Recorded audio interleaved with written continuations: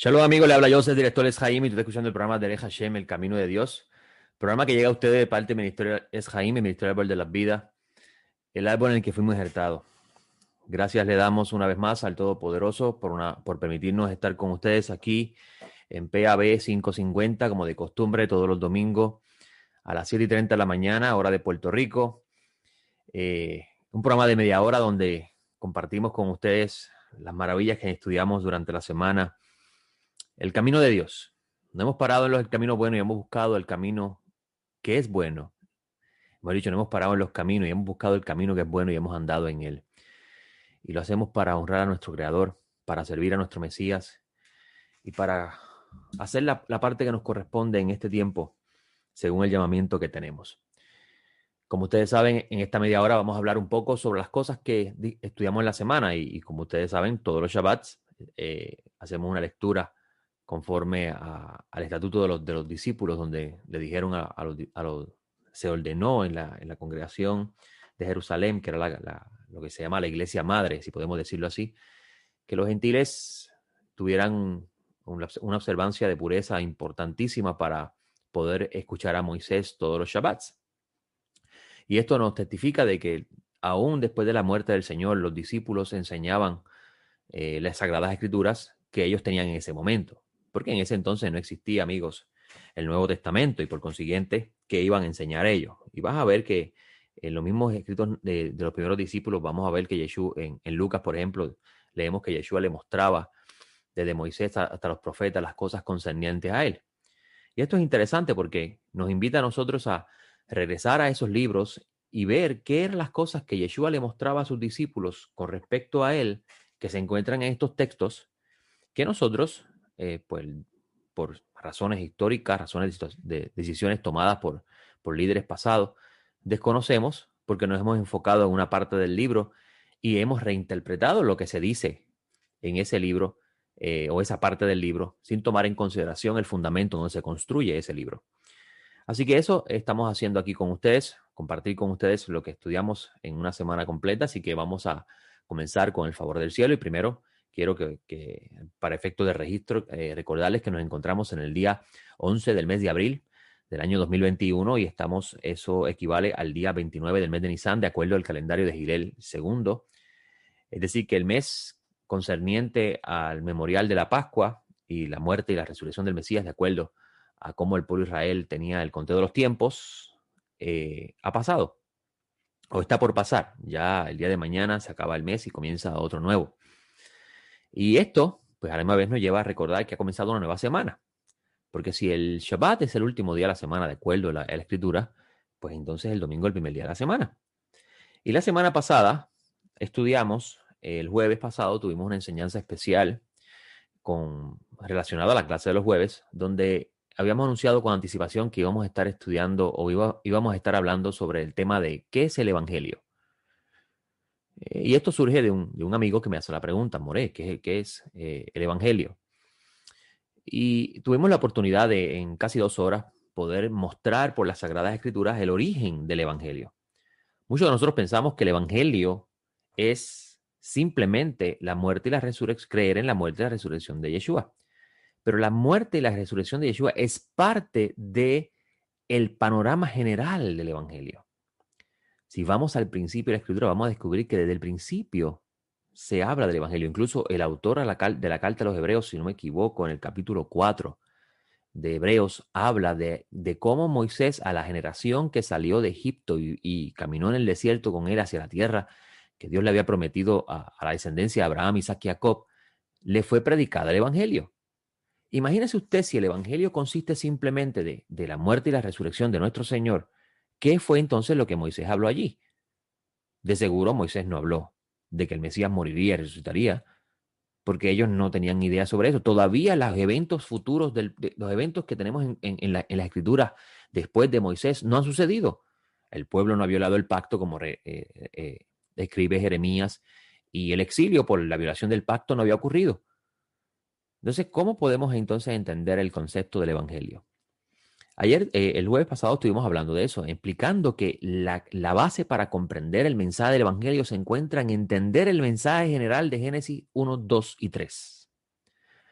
donde la Escritura nos muestra que el humano se encontraba en un estado, y usted dirá, ¿cuántas veces este señor o este muchacho va a hablar en la radio lo mismo? Sí, amigos, tenemos que repetir lo mismo hasta que ustedes llegue el momento que usted diga, oiga, estas cosas no las había entendido, pero ahora las estoy entendiendo. Al principio de la Escritura vemos el estado que gozaba la creación y el humano que vivía dentro de la creación, y cómo ese estado se perdió por causa de la rebelión voluntaria del humano. Nosotros le echamos la culpa al diablo de todo lo que pasa en el mundo, pero es el humano el que tomó la decisión de escuchar una voz que no era la de Dios, porque Dios le había dicho que no comiera lo que comió, y él comió. Así que nosotros somos los causantes del mal que ha venido sobre nosotros. Y la Escritura comienza hablando de ese relato, y ese es el fundamento del Evangelio. ¿Por qué? Porque eventualmente la Escritura va a hablar de lo que una vez fue, volverá a ser.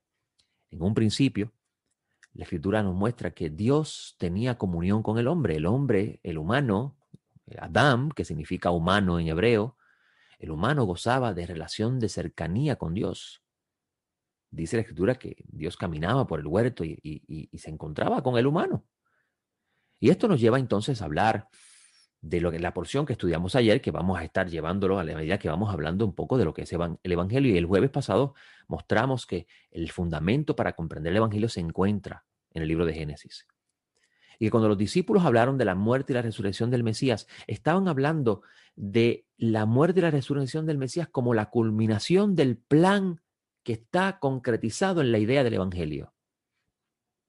Porque a través del Mesías, todo lo que concierne al Evangelio se completará.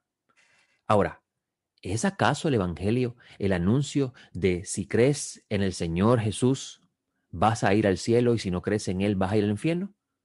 Cuando leemos los escritos, cuando leemos la Sagrada Escritura, no se habla de eso por ningún lado, amigo. Se habla de participar en la recreación del mundo. Se habla de participar en la renovación del cuerpo. Se habla de vivir en este mundo para siempre. Pero imagínese usted que el humano en el estado que se encuentra con los sufrimientos, las enfermedades, un planeta Tierra que está a punto de vomitarnos porque donde quiera hay hambrunas, pestes, terremotos, volcanes en erupción, huracanes. Imagínese vivir en un mundo para siempre en este estado. No sería posible. Así que bueno es el Creador que nos dio la sentencia de muerte a cada uno de nosotros para que nosotros no tuviéramos que vivir para siempre en este estado. Pero imagínense esa idea, qué locura más grande, hablarle al ser humano moderno que se ha convertido en un ser humano donde las cosas que no puede comprender dice que son fantasías. Decirle a la humanidad de hoy que los antiguos hablaban, porque fueron inspirados por Dios, los antiguos hablaban de un mundo renovado y vivir para siempre. Esa idea se realiza, se completa en el Mesías, pero para poder entender esa idea que se completa y realiza en el Mesías es necesario entender el origen del Evangelio. Entonces nos lleva a la porción de esta semana, que se llama Sheminí, se encuentra en el libro de Levíticos capítulo 9, versículo 1, y termina en el 11:47, donde en esa porción vemos un destello de lo que será el futuro. Usted dirá, ¿destello lo que será el futuro? Sí. Vamos a analizar un poco el texto. Todavía los israelitas están en el Sinaí. Después de haber salido de Egipto, de haber sido perseguido por el faraón y Dios haber terminado con ese malvado tirano que quería oprimir a los israelitas y convertirlos en esclavos para siempre. Algo muy parecido a lo que vivimos hoy en día. El pueblo se encuentra en un monte donde la gloria del Eterno, que es descrita como una columna y fuego a la misma vez, desciende en el monte Sinaí. Los israelitas no vieron imagen alguna desde la parte de abajo del monte. Moisés lo recalca en el capítulo 4 del libro de Deuteronomio. Solamente Nadab, Abiú y los 70, Aarón, Nadab y Abiú y los 70 ancianos fueron los que tuvieron la oportunidad de subir a una parte del monte y contemplar al Dios de Israel sentado en un trono, donde la visión que ellos tienen es tan impactante que la descripción que dan es como si ellos estuvieran en los cielos mismos. Algo que utiliza Pablo de Tarso en Efesios para hablar de nosotros estar sentados con el Mesías en lugares celestiales. Pero eso sería tema para otro momento. Y en ese momento, que ellos experimentan eso. Los israelitas están abajo mirando la columna y el fuego, la nube y el fuego, que solo podían ver a lo lejos. Moisés dice claramente que ellos no vieron imagen alguna de Dios cuando tuvieron la visión en el monte. Lo interesante de esto es que esa gloria de Dios que dice Deuteronomio 24, Éxodo 24, que ellos ven 16 al 17, esa gloria de Dios que ellos ven a lo lejos, después de ellos haber aceptado el pacto, después de ellos haber recibido las leyes, las instrucciones con respecto a la santidad del santuario, porque Dios les ordenó a construir un santuario para él morar allí en medio del pueblo, después de ellos experimentar todas esas leyes y obedecer y construirlas, Moisés le dice en este capítulo, o mejor dicho, Moisés en este capítulo nos narra cómo Aarón, quien tendría el oficio de servir en el santuario con sus hijos, tendría que realizar los sacrificios para la consagración del altar del sacrificio. Porque ya la gloria del Eterno, después de Moisés construir el santuario, de las piezas que construye Bezalel, Oholiab y los demás que lo ayudaron, de las donaciones que recibieron de los israelitas, dice el texto en el capítulo 40 de Éxodo que la presencia del Eterno llenó la casa, pero nadie podía contemplar la gloria del Eterno de cerca, porque eso solamente se le permitía a Moisés en ese momento. Era el único que podía ver cara a cara a Dios, de acuerdo a la narración bíblica. En este caso, Aarón ahora, después de estar 7 días con sus hijos en la tienda del encuentro para confirmar la consagración del oficio que él te iba a tener con respecto al cuidado y preservación de la casa y asistir al israelita en el deseo de aproximarse a Dios, sea con falta o sin falta, vamos a encontrar que en esta porción, en el capítulo 9 de Levíticos, Moisés le llama a Aarón, que Aarón está en la tienda, para que comience a realizar los sacrificios de inauguración del altar.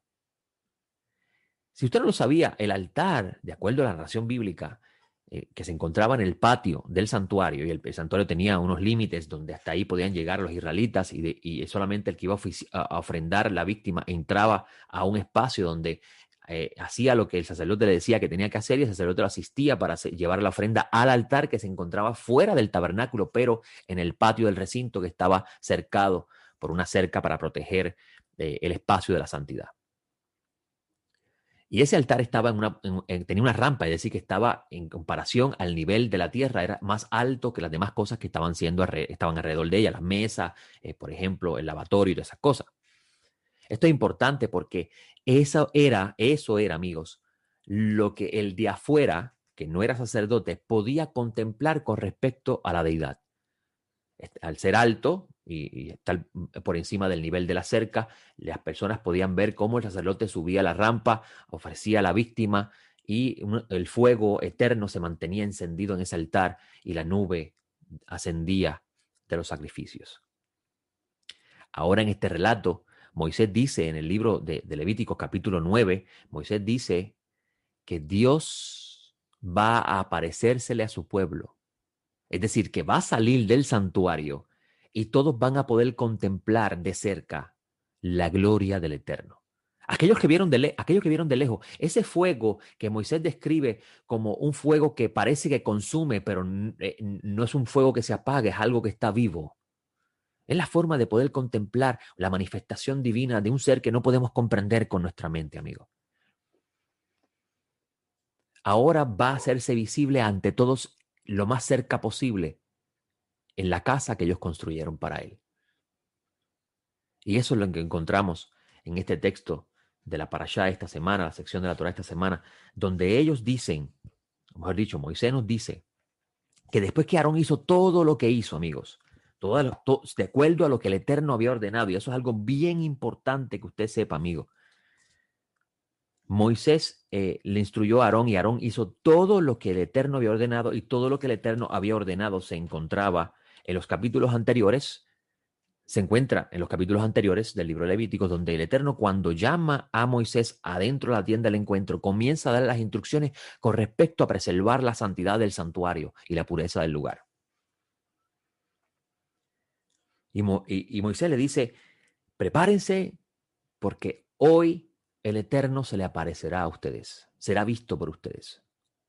Pero él dice la gloria del Eterno, obviamente. Él está diciendo con eso que no es la totalidad de lo que es Dios, sino una manifestación divina, algo que el hombre puede percibir con respecto a Dios. Y si no lo sabía, amigos, la palabra kabod, que es la palabra gloria en español, en el diccionario significa algo que puedes palpar, algo que pesa. Incluso en el hebreo moderno, la palabra que se utiliza para referirse a la fuerza de gravedad es la misma, kabod, porque es algo que pesa, algo que puedes palpar. Y si Dios es espíritu, ¿cómo ahora una manifestación visible de Dios se puede palpar? Por eso es que se llama la gloria de Dios. Porque si Dios es espíritu, cuando se manifiesta de forma visible, que las personas pueden contemplar su manifestación, le llaman la gloria de Dios. Eso es muy importante, amigo. Por eso es importante regresar otra vez a hacer lo que los discípulos nos ordenaron, estudiar a Moisés para entonces entender muchas de las cosas que están escritas en la Sagrada Escritura.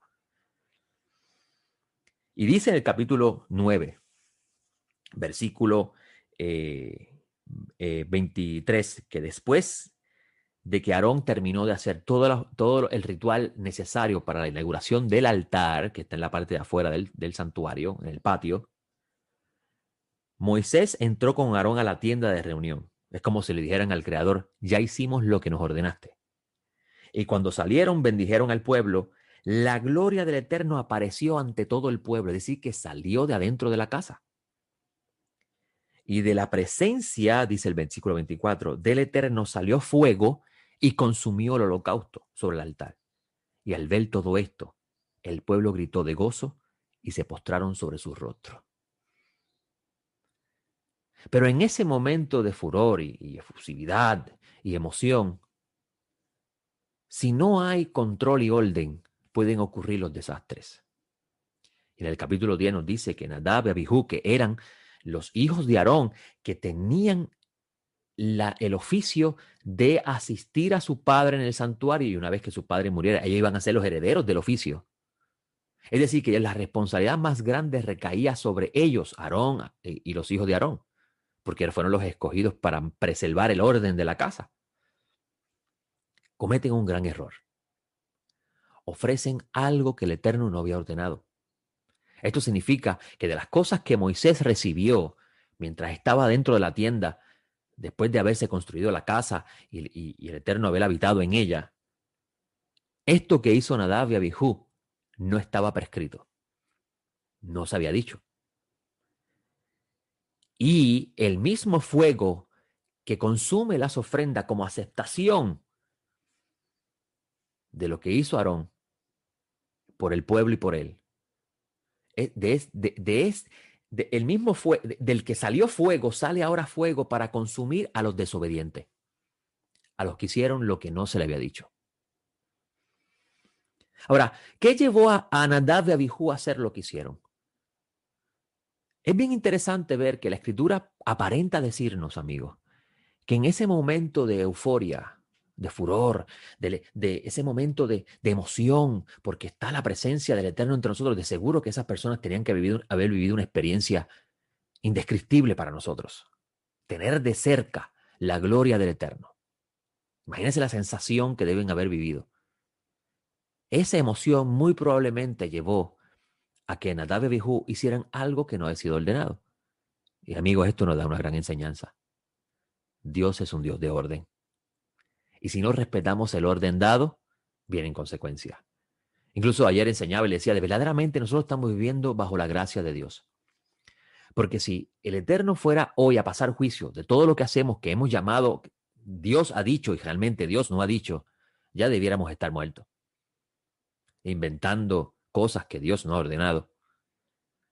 Imagínese usted si en ese lugar, en ese momento tan solemne, el Eterno no le permitió eso a Nadab y Abihú. Imagínense si el Eterno visitara hoy las congregaciones y viera a las personas actuando en desorden, como seres irracionales, ante la euforia de su presencia. ¿Sucedería lo mismo? Ahora, mire qué cosa interesante. Le dije que esta porción de la semana nos va a apuntar a algo que sucederá en el futuro. Lo que una vez fue volverá a ser y no hay nada nuevo debajo del sol. Los profetas dicen que por causa del pueblo haber violentado el pacto y haber servido a otros dioses y haber hecho pacto con otros pueblos, rompieron el pacto que hicieron en el Sinaí con el Eterno.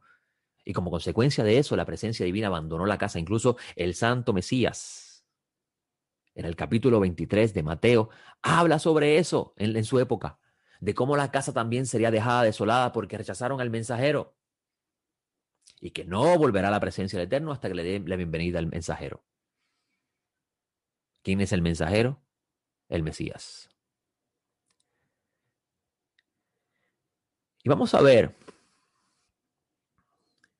que en esta porción se habla del Eterno aparecérsele al pueblo, y vamos a ver en los profetas que se habla de cómo el Eterno abandona la casa queda desolada, y ellos sufren exilio, y los profetas comienzan a hablar de cómo volvería a restaurarse todo, y el Eterno volvería a habitar en medio de su pueblo, en una tierra en paz, pero no solamente la tierra de Israel, sino que las naciones y el mundo entero también gozarían de esa restauración y podrían subir al monte de Sión, a adorar al Dios de Jacob y contemplar su gloria.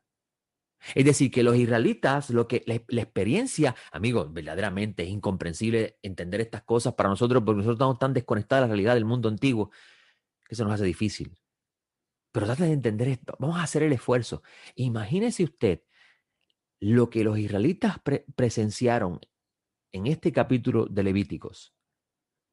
Los profetas dicen ahora que todas las naciones lo van a poder contemplar cuando Dios restaure a Israel y coloque nuevamente su gloria en el monte Sión, que es el monte Jerusalén. Debe ser algo impresionante, ¿o yo? Eso es parte del evangelio, amigo. Por eso es que Pablo de Tarso, en la carta a los Corintios, nos enseña claramente cuál es la función y el trabajo del Mesías. Preparar morada para Dios. Restaurar el orden de la tierra para que el Eterno vuelva a habitar en medio nuestro. Porque así como Moisés construyó una casa y recibió las instrucciones del orden que preservaría la armonía de la casa para que el Espíritu de Dios no rechace al pueblo, así mismo el Mesías cogerá el mundo entero y lo pondrá en orden para que así el Eterno vuelva a habitar en medio nuestro. Ese es el deseo del Creador. Nunca fue el deseo del Creador crear un espacio en el cielo para que los hombres vivan allí. Pues entonces no seríamos humanos. Porque la Escritura claramente nos dice que el humano es el resultado de la creación de un cuerpo y un alma insuflada en él. Eso se encuentra en el capítulo 2 del libro de Génesis. ¿Para qué entonces la resurrección de los muertos? Donde vemos claramente que el primero que disfruta de esto es el Mesías, que él le dice, tóquenme, para que ustedes se den cuenta que que este cuerpo no es espíritu, que esto es un cuerpo de verdad. ¿Para qué entonces ese cuerpo? Porque la Escritura habla, amigos, de cielos nuevos y tierras nuevas. En un cuerpo donde no sufrirá más la sentencia de la muerte. Tiene que vivir para siempre, por tanto tiene que ser restaurado de la misma forma que el alma primeramente es restaurada. Y esa es la predicación del Evangelio. Ahora algo mencionaba ayer, porque la serie de estudios que estoy dando con respecto al estudio de Moisés, le he llamado este año Leyendo a Moisés y Viendo a Yeshua. Es decir, que leyendo a Moisés podemos entender muchas de las cosas con respecto al Mesías. Y les estaba diciendo ayer algo muy interesante, y es que la Escritura nos dice que el pueblo de Israel podía contemplar la presencia de Dios, pero no podía experimentar el tener el Espíritu de Dios dentro de ellos. Eso solamente se le asignó a ciertas personas en base a su función. Me explico. Y ahí es donde viene el concepto de ungido que usted conoce como Cristo. Cristo viene de una palabra griega que significa ungido. Y Mashiach, Mesías, significa eso, ungido. Usted va a encontrar, por ejemplo, en el capítulo 16 de Primera de Samuel, que David es ungido e inmediatamente el Espíritu de Dios posee a David y no lo abandona, pero abandona a Saúl. Así que los reyes, al ser ungidos, tenían sobre sí el Espíritu de Dios, al igual que los profetas y al igual que el sumo sacerdote, cuando recibía sobre sí la unción de la santificación. Pero los profetas profetizan específicamente en Ezequiel que no sería solamente ellos los que tenían la función, sino que todo el pueblo tendría también el Espíritu de Dios. Como dice en el libro de Ezequiel, si no me equivoco, el 27, bueno, usted lo puede buscar luego, donde dice, y yo los voy a limpiar, y se está refiriendo al pueblo de Israel, y yo los voy a limpiar y los voy a recoger de todas las naciones y pondré mi espíritu en ustedes para que ustedes anden en mis caminos. Eso sería algo bien chocante para el antiguo israelita. ¿Por qué? Porque eso solamente lo tenían los escogidos. El profeta, el sacerdote y el rey. Y ahí tenemos una luz de lo que sería el pacto renovado, porque eso habla del pacto renovado. Imagínese usted lo impactado que debieron estar los primeros discípulos al ver que uno que no está incluido en ese texto de Ezequiel, llamado Cornelio, gentil de las naciones, experimenta lo que ellos también experimentaron, el Espíritu de Dios morando en él. Eso es un ejemplo de cómo podemos leer a Moisés y ver a Yeshua. La grandeza de la obra del Mesías en el madero, porque por medio del Mesías Dios nos ha regalado su Espíritu para que también podamos andar en sus caminos. Y esa es la razón de recibir el Espíritu. Ahora, le decía que lo que vivieron los israelitas en el libro Levítico es una sombra, o mejor dicho, se volvería a repetir, pero ahora en mayor escala. Y eso es lo que enseña Pablo de Tarso cuando habla de la importancia del Mesías aparecer y someter todo bajo estrado de sus pies. Cuando Pablo de Tarso dice, porque así como en Adán todos mueren, 1 Corintios 15, 22, así también en el Mesías todos serán vivificados. Pero cada uno en su orden, el Mesías, que es la primicia, luego los que son del Mesías en su venida. Luego el fin, cuando entregue el reino al Dios y Padre, cuando suprima todo imperio, toda autoridad, todo poder. En otras palabras, todos los que se oponen a la voluntad de Dios sean sujetados. Por eso es que el Mesías nos dio esa oración a nosotros, sus discípulos.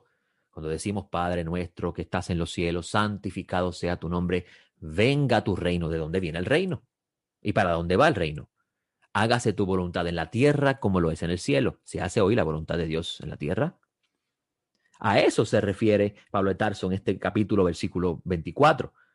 Entonces él dice, porque es necesario que él reine, ¿quién? El Mesías, hasta que ponga a todos sus enemigos por debajo de sus pies, hasta que todos los que se oponen a la voluntad de Dios sean sujetados al Mesías para que el Mesías pueda llevarnos a todos a Dios. Y el postrer enemigo es el destruido, es la muerte. Interesante, eso está en Revelaciones. Porque todas las cosas sometió bajo sus pies, pero al decir todas las cosas le han sido sometidas, claro está que está exceptuando a aquel que le sometió todas las cosas. ¿Y quién es aquel? El santo bendito sea, el Dios de Abraham, Isaac y Jacob. El que ungió a Yeshua y le dijo, mi hijo eres tú, yo te he engendrado hoy. Y mire lo que dice el texto. El versículo 28. Cuando le hayan sido sometidas todas las cosas, eso se refiere a la era mesiánica, donde le preguntan a los discípulos, Maestro, ¿restaurarás el reino de Israel en este tiempo? Que alude a la era mesiánica. Yeshua le dice, no quedan ustedes saber lo que el Padre deseó en su propia potestad.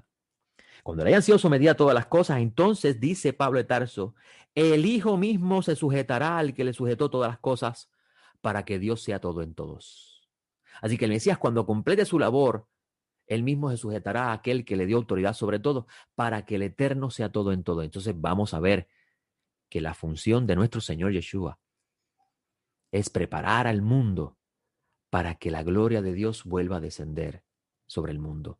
Pero esta vez, amigo, en un mundo nuevo, en un mundo renovado, donde no habrá muerte, donde no habrá llanto, donde no habrá dolor, donde no habrá COVID, donde no habrá angustias de qué comemos hoy, donde no habrá preocupación por los afanes de la vida. Amigos, esa es la culminación del Evangelio. Y sí, he hablado muchas veces de eso, pero amigos, si sales afuera y mira lo que está pasando a su alrededor, definitivamente tenemos claras señales que necesitamos que esto ocurra y con urgencia. Así que necesitamos al Mesías, necesitamos que el Señor Yeshua regrese para que entonces, cuando Él complete la labor que le corresponde completar en su segunda venida, ocurra lo que dice la Escritura que ocurrirá. El Eterno morará entre nosotros en una creación nueva donde no habrá muerte, y la vida será pura paz. Le hablo Morellosa, el director Les Jaim, y con el favor del cielo estaré con ustedes la semana próxima. Que el Todopoderoso les conceda una hermosa semana. Shalom.